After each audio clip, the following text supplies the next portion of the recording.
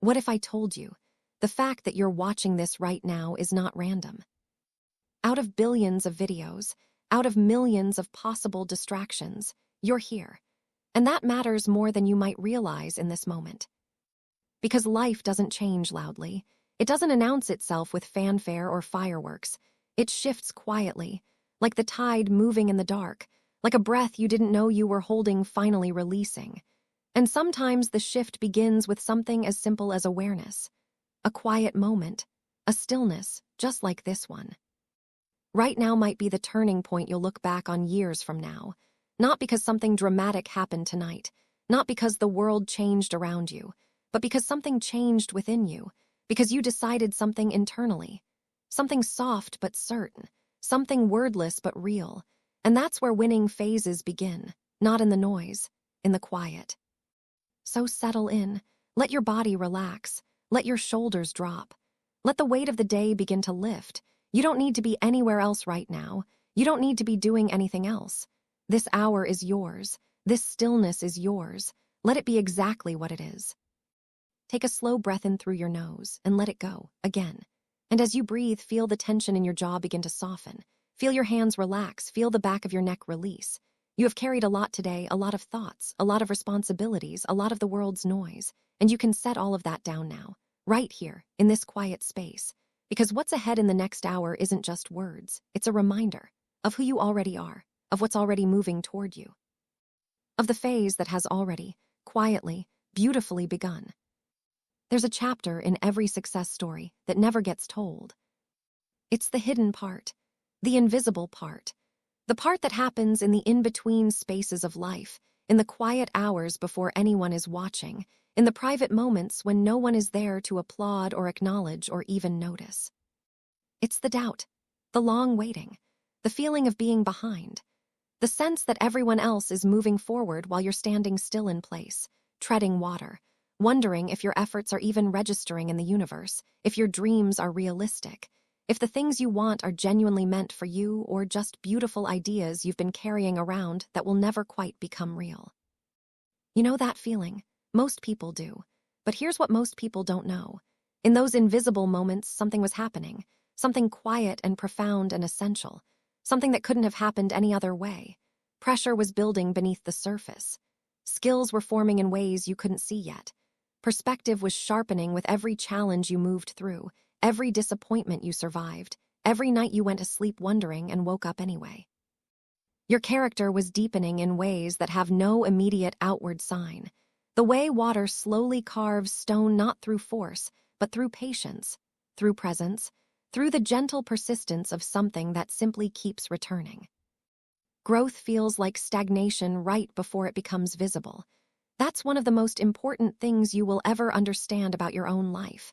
The moment before the breakthrough often looks identical to the moment of being permanently stuck. They feel the same from the inside. The doubt feels the same.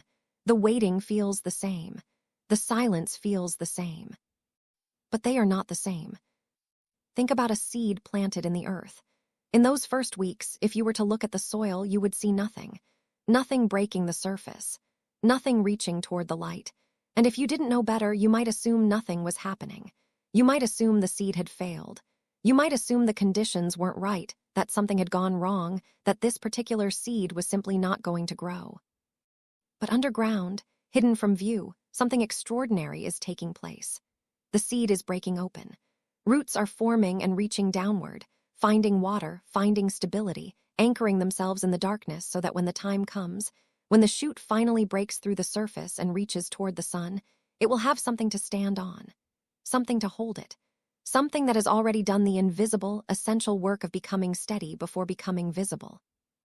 Roots come before expansion, always, in nature and in people. And there's something else worth noticing about seeds. A seed doesn't struggle with the process. It doesn't panic because it can't see the light yet.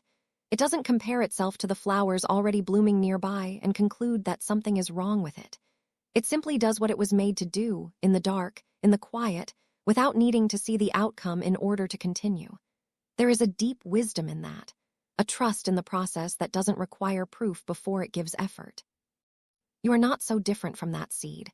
You were made for something specific. You were made with particular gifts and particular sensitivities and a particular way of seeing the world that is yours alone. And the growing you've been doing in the dark, the forming and deepening and stabilizing that has happened in the invisible phase, has been preparing you for exactly this, for the emergence, for the part that becomes visible. If you have felt stuck lately, if you have felt like nothing is moving, like your efforts aren't showing up the way you hoped, like the life you're building is taking so much longer than you expected, I want you to hear this gently and clearly tonight. You were not stuck. You were stabilizing. You were growing roots.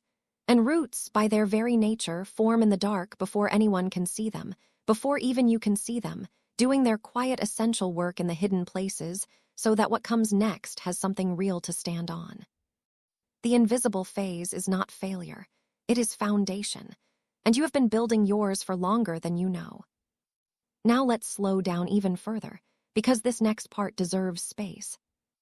Your breath is still moving, your body is still softening, and outside, wherever you are, the night is doing what night does, growing quieter, growing darker, creating the kind of stillness that the daytime never quite allows. There's a reason humans have always found comfort in the night, not just rest, but reflection. The ancient ones used to sit beneath the stars and feel small in the most healing way possible. Small not as in insignificant, but small as in released. Released from the urgency of the daylight hours. Released from the performing and the proving. Released into a scale of time and space that puts the worries of a single day into a more merciful perspective. You are a person living one life on one small planet, moving through an almost incomprehensibly vast universe. And tonight, on this planet, in this life, you are here, awake, listening, and something in you is moving toward something better. That is not small. That is everything. So breathe again. Let the night hold you for a moment. Let the darkness be comfortable rather than threatening. Let the quiet feel like company rather than absence. Because in this quiet, in this soft and unhurried night, something important is being allowed to settle. Your brain is doing something remarkable every single second of your life. It is filtering reality. It is making choices, millions of tiny unconscious choices, about what to let in and what to delete. Every second, your nervous system receives more sensory information than you could ever consciously process. And so your mind sorts through it all and keeps only what it believes is relevant to you, to your goals, to your identity, to the story you're telling yourself about who you are and what you're moving toward. This is why two people can walk down the same street and see completely different things. One person notices the cafe that just opened. Another notices the parking space. Another notices the child laughing on the sidewalk. Another notices the crack in the pavement. Same street, same moment, different filters, different inner worlds. Scientists who study attention and perception have found something both humbling and empowering about this. Your brain is not a neutral recording device. It is an active, interpretive, story-driven organ that is constantly constructing your experience of reality based on the beliefs and expectations and identities you are currently holding. Which means that reality, as you experience it, is not fixed. It is not objective. It is, in a very real sense, responsive. Responsive to who you believe yourself to be. Responsive to what you've decided to look for. And here's what this means for you, tonight, in this quiet hour. When you are ready for change, when something within you begins to open. When your identity starts to quietly shift toward who you are becoming, your brain begins noticing things it filtered out before. Messages that were always there suddenly land differently. Conversations that would have passed right through you suddenly stop you mid-step. A sentence in a book. A phrase someone says. A moment of unexpected stillness in an otherwise busy day. A video that somehow finds you on a night when you needed exactly this. These things begin finding you, or more accurately, you begin finding them because your inner world has changed and your perception has changed with it. When your identity begins shifting, your perception changes. And once perception changes, opportunity appears. Not because the opportunities weren't there before. They were always there. But now you can see them. Now they register. Now they feel meant for you because something in you has finally said yes to them. Think about a time in your life when you decided to buy a particular car, or move to a particular city, or pursue a particular path. Do you remember how, almost immediately after making that decision, you started seeing references to that thing everywhere? You started noticing the car on every street. You started meeting people who had lived in that city. You started encountering resources and conversations and coincidences that seemed almost suspiciously aligned with your new direction. That wasn't magic. That was your filter shifting. That was your brain, now briefed on what matters, beginning to surface what it had been deleting before. You are being briefed right now. Something in you is updating its filter.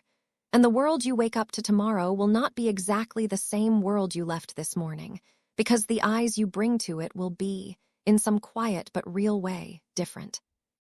Maybe this video didn't predict your future. Maybe it's activating it.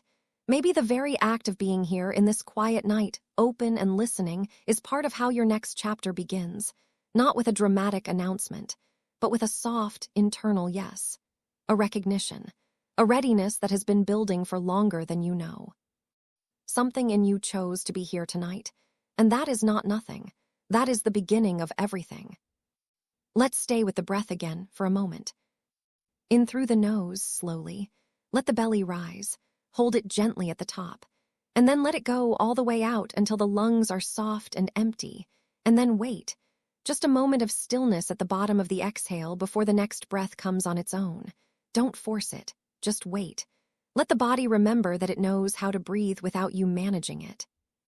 That space at the bottom of the exhale, that tiny pause before the next breath begins, is one of the most peaceful places in the human experience.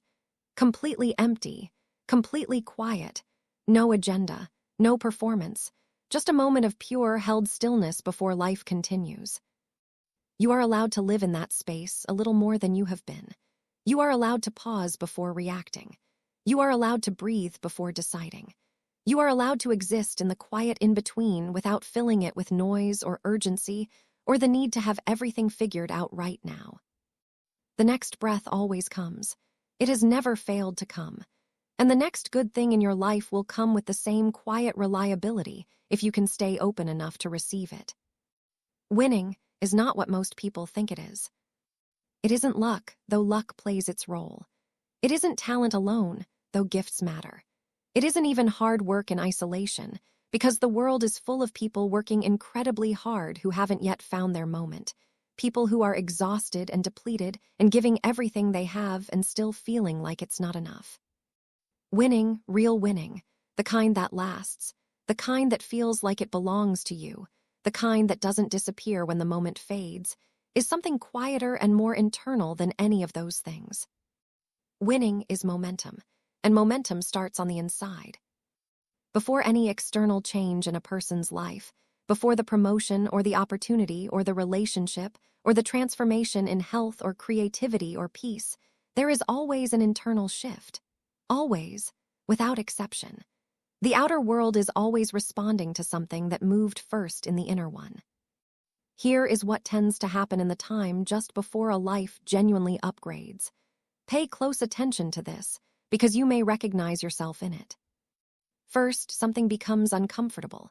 The average, the familiar, the predictable, the life that used to feel okay begins to feel quietly wrong.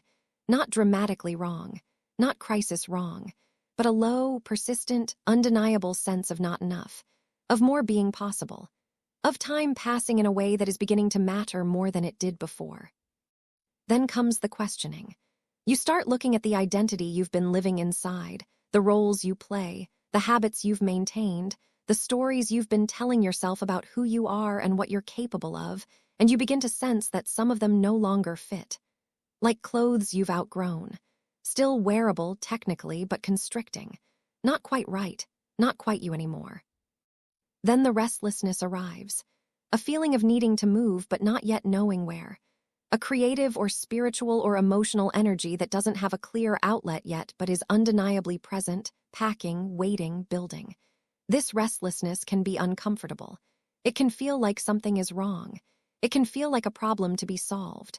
But it is not a problem. It is a signal. And then the craving. More, not greedily, not desperately, but deeply. A longing for a life that feels more fully like yours, for work that feels like it means something, for relationships that nourish rather than drain, For mornings that feel like beginning rather than obligation. For evenings like this one where the quiet feels like peace rather than avoidance. For a version of your days that you actually want to be living. That tension you feel, that particular combination of discomfort and restlessness and longing and uncertainty, that is not a problem to be solved. That is expansion pressure. That is your life asking more of you because more is genuinely available to you. That is the signal that the next version of who you are is pressing up against the edges of the current one, needing more room, needing more honesty, needing more of your actual courage and trust. Most people interpret that feeling as anxiety, as something gone wrong, as a signal to retreat, to distract, to numb, to wait for the feeling to pass. They reach for the phone, for the food, for the drink, for the noise, for anything that will quiet the restlessness and make the discomfort stop. And when they treat it that way, the discomfort does pass, but so does the growth that was waiting on the other side of it. And they find themselves, weeks or months later in the same place, feeling the same restlessness, wondering why nothing has changed. The people who move through expansion pressure, who sit with the discomfort and let it teach them something instead of running from it, who recognize restlessness as a doorway rather than a warning, those are the people whose lives quietly begin to upgrade. Not because they are braver or more exceptional, but because they learned, at some point, to be curious about their own discomfort rather than afraid of it. Your old identity is dissolving. That's what you're feeling if any of this is resonating with you tonight. The version of you that served its purpose, that got you here, that carried you through everything up to this moment, is softening, loosening its grip, making space. It's not a crisis. It's a completion. And the next version, the one who carries more peace, more clarity, more alignment between who you are and how you live, is forming. Right now. In the quiet. In the stillness of a night just like this one. You are not falling apart. You are falling forward. There is a meaningful difference between those two things, and it is worth holding onto. Here's something that doesn't get talked about enough when people discuss success, and growth, and winning phases. Rest is not a reward for progress. Rest is part of the process. The culture we live in has, in many ways, made an enemy of stillness. It has told us that productivity is virtue, that busyness is a measure of worth, that the person who is always moving, always producing, always optimizing, is the person who deserves good things. And so many of us have internalized that message deeply enough that even our rest feels guilty. Even our stillness feels like falling behind. But this is not how human beings are designed to operate, and it is not how growth actually happens. The brain consolidates learning during rest. Memories are organized and stored during sleep. Insight, the kind of nonlinear, unexpected. Creative breakthrough that changes everything almost never comes when you are forcing yourself to think harder. It comes in the shower. It comes on a walk. It comes in that soft, half-awake state before sleep. It comes in exactly the kind of quiet, receptive space you are in right now. You cannot push your way into your best life. You can move toward it consistently and intentionally. But the movement needs to be balanced by the stillness. The doing needs to be balanced by the being. The output needs to be balanced by the intake, the rest, the reflection, the quiet nights where you let your nervous system exhale and your subconscious do its invisible and essential work. Tonight is not wasted time. Tonight is not indulgence or avoidance or giving up. Tonight is integration. Tonight is your mind and body doing the deep, slow work of becoming. The kind of work that doesn't show up on a to-do list, but that makes everything on every future to-do list more possible, more aligned, more genuinely yours. So rest without guilt. Rest without the need to justify it. Rest as an act of faith in the process. As a recognition that you are not a machine and that the most powerful things happening in your life right now are often the things you can neither see nor control nor hurry. There's a thought experiment worth sitting with tonight as the world grows quiet around you. Imagine that there are multiple versions of you, not in a complicated or philosophical way. Just simply, practically, the versions that exist within the range of what's genuinely possible for your life. There is the version of you that quits. That decides the effort isn't worth it. That concludes the dream was too big or the timing too late or the obstacles too heavy. That returns to familiar comfort and calls it wisdom, calls it realism, calls it being practical. That makes peace with less than it actually wants, and then spends years trying not to think about the distance between what it settled for and what it secretly still believes was possible. There is the version of you that waits. That says not yet. That defers the decision, the leap, the shift to some future moment when the conditions are better, when fear is smaller, when certainty is greater, when the timing is right. That keeps all options open and therefore never fully chooses any of them. That arrives at the end of a decade wondering where the time went and why things never quite became what they were supposed to become. And there is the version of you that upgrades. That makes the quiet, private, irreversible decision to become someone new. That stops negotiating with limitation. That stops waiting for permission from a world that was never going to give it anyway. That says, gently but finally, I'm done being who I was. Not harshly, not dramatically, just with a quiet, settled certainty that something has changed and that there is no going back to the smaller version. The extraordinary thing about that decision, when it truly locks in, is how subtle its immediate effects are. You don't suddenly feel invincible. You don't wake up the next morning certain and fearless and free of doubt. The world doesn't instantly rearrange itself to confirm your choice with signs and rewards and dramatic evidence. What happens is much quieter than that. You take a small risk you wouldn't have taken before. You say something you would previously have swallowed, held back, dismissed as not worth the discomfort. You walk into a room differently, carry your body differently, hold eye contact a moment longer, speak with a little more of your actual conviction. You make one choice in the direction of who you're becoming instead of who you've been, and then another, and then another. These shifts are so small that no one around you may even notice them at first. But they are not small. They are foundational. Because every one of those small choices is sending a signal to your own nervous system, to your own subconscious mind, to the world that is constantly reading you whether you're aware of it or not, that something has changed. That you are not the same person who would have made the previous choice. That a different identity is now operating. The world responds to identity. This is one of the most profound and underappreciated truths about how human life works. People respond to who you believe yourself to be, not who you're performing, not who you're hopping to become someday, but who you are actually starting to embody right now in the quiet, private, unwitnessed moments of your daily life. Change the identity and reality follows, not immediately, not all at once, but with a steadiness and a certainty that, looking back, will feel like it was always heading exactly here. Let's talk about time for a moment, about the strange and sometimes painful relationship we have with it. We live in a world that has made us impatient. A world of instant everything, of immediate results, of feedback loops so fast that anything requiring months or years of patient effort can start to feel like failure simply because it hasn't produced visible results yet. We have been trained, almost without realizing it, to expect that if something is working, we should be able to see it working right now. Today, in this week, in this quarter, and if we can't see it, something must be wrong. But the most important things in a human life do not operate on that timeline. Character is not built in a day. Wisdom is not downloaded in a weekend. Deep healing does not happen in a single session. Real trust, real love, real mastery of anything that matters, these things ask something of you that the instant world doesn't like to ask. They ask for time. Faithful, patient, unglamorous time. They ask you to keep showing up when the results aren't visible yet. To keep caring when the evidence is thin. To keep believing in what you're building, even on the days when it looks like nothing. There is a concept in Japanese craft traditions called shokunin. It refers to an artisan who has dedicated their life to a single craft, who returns to it daily for decades, who finds within that devotion not boredom but ever-deepening richness. The shokunin does not measure success by how much has been accomplished today. They measure it by the quality of the attention they brought to this moment, this piece, this day's work.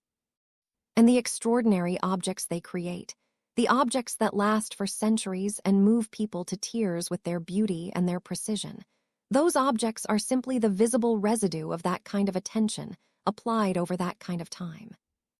You are making something too. It's called your life, and it deserves that quality of attention, not frantic effort, not desperate productivity, but the kind of faithful, patient, loving attention that says, I am here, I am present, I care about what I'm building, and I trust that if I keep showing up with honesty and intention and genuine care, what I am becoming will be worth every moment of the invisible time it required. Your winning phase is not a sprint.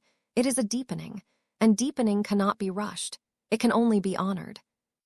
We need to talk about the people in your life, because your environment matters more than almost any other factor in determining what kind of life you build.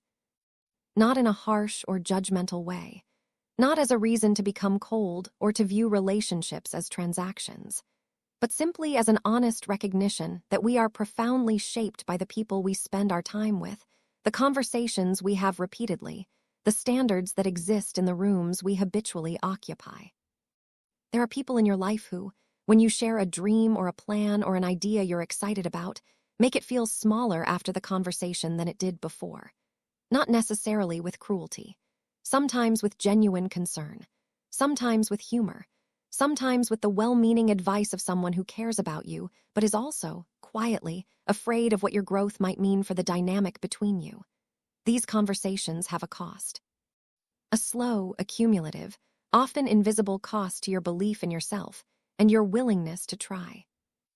And there are other people, perhaps fewer of them, who make things feel larger after you've talked with them, who listen to your ideas and ask the questions that open them rather than the questions that close them, who share their own honest struggles without using them as evidence that trying is futile, who carry a quality of aliveness and possibility that is contagious in the best sense, that reminds you of your own capacity and leaves you feeling like more of yourself rather than less. Seek more of the second kind of person, not because you need to cut everyone out of your life who has limitations or fears or struggles. Everyone does. But because the quality of energy you spend your time in is quietly, powerfully shaping the quality of the life you're building. And you deserve to spend meaningful time with people who believe in the best of you, who challenge you toward your own potential, who are honest with you in ways that expand you rather than diminish you. And if those people are hard to find in your current life, find them in books. Find them in the voices of the people who have walked the path before you and documented what they learned. Find them in communities gathered around the things you care about. Find them in the teachers and guides and storytellers who, even through a screen or a page, make something in you stand up a little straighter. You become, over time, the average of the voices you listen to most. Make sure some of those voices are calling you forward. Let's return to the breath once more, slowly, gently. Notice how, over the course of this hour, your breathing has probably changed. Slower, perhaps, softer, more naturally rhythm than when you first arrived here. That's what safety does to the body. That's what stillness allows. The nervous system, when it trusts that it is not in danger, when it knows it doesn't have to perform or protect or prove anything, begins to release, begins to settle, begins to rest in the way it's actually designed to rest. You are safe right now. Whatever challenges exist in your life, whatever pressures and uncertainties and unresolved questions are waiting for you on the other side of this night, right now, in this moment, you are safe. You are still. And something in you is being allowed to breathe that doesn't often get to breathe. Let that part of you exhale fully. Let the part that is always scanning for threats rest. Let the part that is always managing and adjusting and making sure everything is okay be released for just a little while from that job. Because you don't have to hold everything together right now. The night will hold you. And tomorrow will arrive on its own, exactly when it's supposed to, bringing with it whatever it brings. And you will meet it. Because you always have. Because beneath all the doubt and the weariness and the uncertainty, there is something in you that is genuinely, quietly, fundamentally capable. Something that has survived everything life has sent so far. Something that found its way here tonight to this quiet, to this moment, to this hour of reflection and rest. And that something is not fragile. It has never been fragile. It is the realest thing about you. There's one more thing worth sitting with before this night closes around you completely. You've been carrying something. Most people who find themselves drawn to content like this, who seek out the quiet moments of reflection and reminder and encouragement, are carrying something. A longing, maybe, for a life that feels more aligned.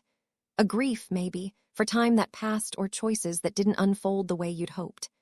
A fear, maybe, that you've somehow missed your moment, that the window closed while you were figuring things out, that the best is already behind you. I want to speak to that directly and clearly. You have not missed your moment. Your moment is not a single window that opens and closes while you're not looking. Your moment is a continuous, living, breathing invitation that exists in every single present moment of your life, including this one, including tomorrow morning when you wake up, including the ordinary Tuesday afternoon next month that will quietly turn out to be the day something shifted. The people who feel like they missed their window almost always feel that way just before something opens. That sense of lateness, of being behind, of having run out of time, is often less a reflection of reality and more a reflection of the old identity's last attempt to convince you to stay small, to stay safe, to stay in the familiar territory of who you've already been rather than venturing into the uncertain territory of who you're becoming. Don't listen to that voice tonight, not because it doesn't deserve compassion. It does.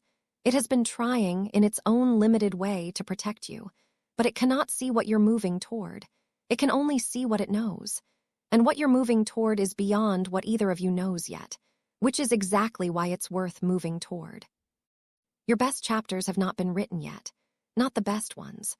The ones where everything you've learned in the invisible phase begins to show up in visible and tangible and beautiful ways. The ones where the roots you've grown finally break the surface and reach toward light. The ones where the person you've been becoming in the quiet finally gets to live, fully and genuinely, and with the confidence that comes only from having actually done the work. Those chapters are ahead of you, and the pages are blank, and the story is yours to write. So let's talk about what comes next, not as pressure, not as a list of demands you must meet before you deserve the life you want, but as an invitation. A gentle, clear, practical invitation to the version of you that is already beginning to emerge. The first invitation is this: stop replaying the old narratives. You know the ones. The stories you've told yourself so many times they've stopped feeling like stories and started feeling like facts. The ones about why you're not ready, why it didn't work before, why people like you don't get to have the things you want, why you should be more careful, more realistic, more restrained in what you allow yourself to hope for. Those narratives are not the truth about you. They are the residue of old experiences that were real but are no longer present. And every time you replay them, you strengthen the neural pathways that keep them alive and keep you small. Tonight, you can begin to notice them without following them. You can let them pass like clouds rather than living inside them like weather. The second invitation is to raise your standards, not harshly, not as self-punishment, but as self-respect. Standards are simply decisions about what you will and will not accept in your own life and from yourself. Quiet decisions, private decisions. What quality of thought will you tolerate? What quality of treatment? What quality of effort from yourself? The people who step into their winning phase do so by raising these thresholds gently, but genuinely, not because they become perfectionists, but because they begin to take themselves seriously enough to insist on something better. The third invitation is to move before you feel ready. Readiness, the complete, certain, fear-free kind, almost never comes before the action. It comes through the action. The clarity you're waiting for is usually waiting for you on the other side of the step you're afraid to take. Move. Gently, imperfectly, but move. Because motion generates information in a way that stillness never can. Every step you take, even the ones that don't go as planned, teaches you something that no amount of preparation or planning could have told you in advance. The fourth invitation is to protect your focus as if it were the most valuable thing you own. Because it is. What you give your attention to is what you give your life to. The human attention span is a finite and precious resource, and in a world designed to scatter it, designed to pull you toward the next notification, the next outrage, the next distraction, choosing where you direct your focus is one of the most powerful and personal acts available to you. Guard it. Tend it. Return to it when it wanders, and it will wander without judgment, without drama. Just return. Again and again and again. The practice of return is itself the practice of winning. The fifth invitation is to act like the version of you who already won, not in a performance for others, but in the private choices that no one sees. The way you speak to yourself when you're alone. The way you treat your body and your time and your relationships when there's no audience. The version of you who already won is not arrogant. They are not loud. They are calm. They are certain in a quiet, settled, unshakable way. They move through the world with the gentle confidence of someone who knows who they are and where they're going and doesn't need anyone else's approval to confirm it. And the sixth invitation, one that doesn't get talked about enough: be kind to yourself through the process. Not in a way that excuses stagnation, but in a way that recognizes that becoming is hard work, that growth is uncomfortable, that you are doing something genuinely difficult, which is trying to become more than what you've already known how to be, and that deserves not judgment but encouragement. Talk to yourself the way you would talk to someone you deeply love who is trying their best to build a good life. With honesty, yes. With clear expectations, yes. But also with warmth, with patience, with the recognition that you are doing the best you can with what you know. And that what you know is growing every single day. That version of you is not out of reach. Let that land fully for a moment. The version of you who wakes up calm, who moves through the day with intention, who has let go of the narratives that were keeping you small, who has people around them who reflect back their best self, who is doing work that matters in a way that feels aligned, who lies down at the end of the day with a quiet sense that something real was lived today, something that mattered, something that was genuinely theirs. That version is not a fantasy. That version is not reserved for someone luckier or more talented or born into better circumstances. That version exists within the genuine range of what is actually, practically, truly possible for your actual life. Not a borrowed dream.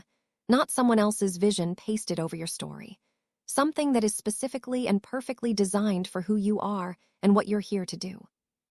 The distance between who you are right now and who that version is not as great as it sometimes seems in the dark.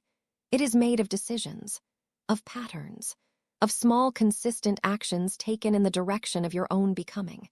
And those things are not beyond you. They have never been beyond you. You have simply, perhaps, been waiting for permission from somewhere outside yourself that was never going to come. Here is the permission, if you need it stated clearly. You are allowed to want what you want. You are allowed to build toward it.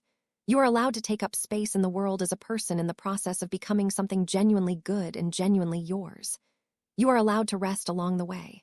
You are allowed to fail along the way. You are allowed to get up from the failure and keep going, not because you're supposed to, not because someone is watching, but because the thing you're building matters to you, and that is enough. That is always enough. Close your eyes now if they aren't already. Let the lids be heavy. Let the muscles behind your eyes relax completely. Feel the weight of your body against whatever is holding you. The bed, the couch, the floor.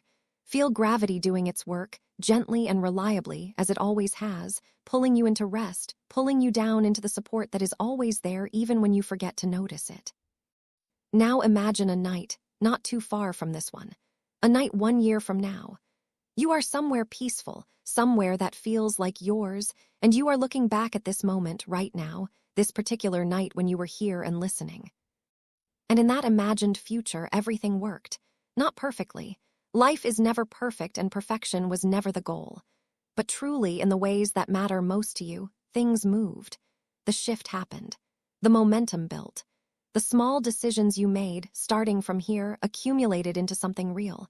Something you can feel in your body as genuine and earned and yours. You stopped replaying the old narratives. You moved before you felt ready. You protected your focus. You found your people. You gave yourself the grace to be imperfect and kept going anyway. You showed up, quietly, consistently, on the ordinary days that didn't feel like anything special, and those ordinary days turned out to be the building blocks of something extraordinary. You made the shift. You didn't hesitate forever. You moved when it mattered. You trusted yourself when the evidence was thin. You rested when your body needed it and rose when your life called for it. And now you're sitting in what you built, in who you became, in the life that was always possible but required you to step into it. That version of you exists. They are not a stranger. They are you, a little further down the road you're already on.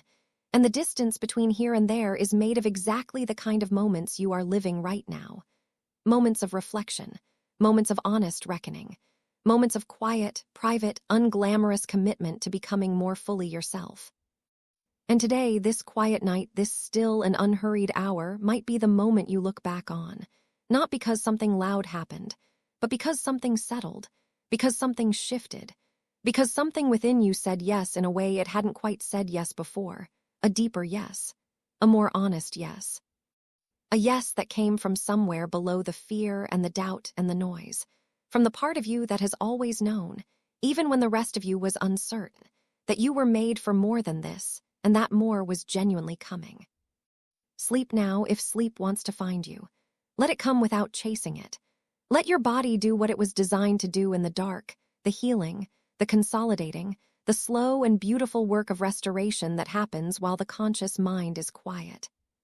Let your breath continue its rhythm, in and out, the most ancient and faithful thing in your life, the one thing that has been with you from your very first moment and will be with you through everything yet to come.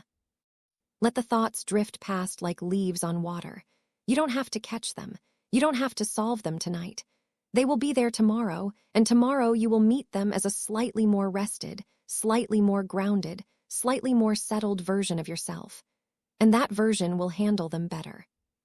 The night is doing what it always does, covering everything in its quiet, softening the edges of the day, creating the space in which tomorrow will be born, new and full of possibility, carrying with it none of the weight of what came before unless you choose to carry it. You don't have to carry everything forward. You can choose what you bring and what you leave behind. That is one of the quieter and more profound freedoms available to a human being. The freedom to decide, each morning, who you are going to be today, not bound by yesterday's version, not obligated to repeat last week's patterns, free, in each new moment, to be the version of yourself that you most want to be. That freedom is yours.